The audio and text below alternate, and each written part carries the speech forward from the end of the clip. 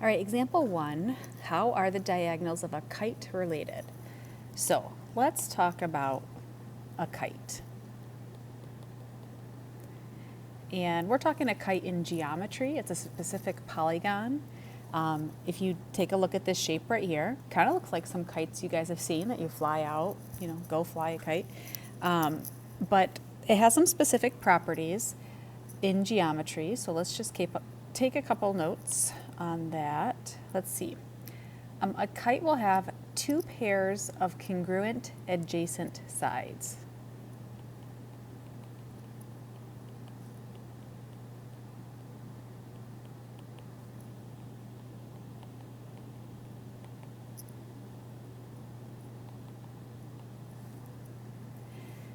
All right, so what we mean by that, adjacent will be next to, so two sides that are next to each other. So in our kite, side AB will be congruent to side BC. That's a pair of congruent adjacent sides. And then DA will be congruent to DC. So that's true of every kite.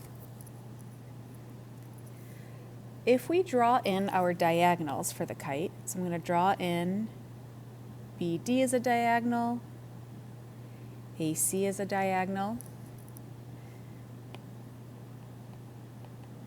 Segment BD is the perpendicular bisector of segment AC.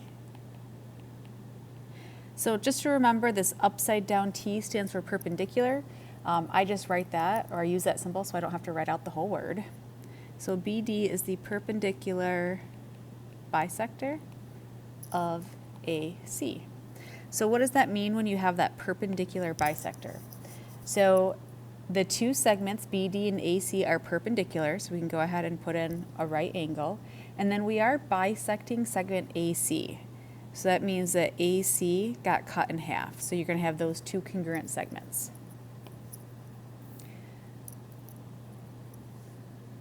And then the last thing, that means that the diagonals, my G's are getting sloppy in here. All right, the diagonals of a kite are perpendicular. So one diagonal is AC, it is perpendicular to the other segment, the other diagonal, DB. So that brings us to our theorem. The diagonals of a kite are perpendicular.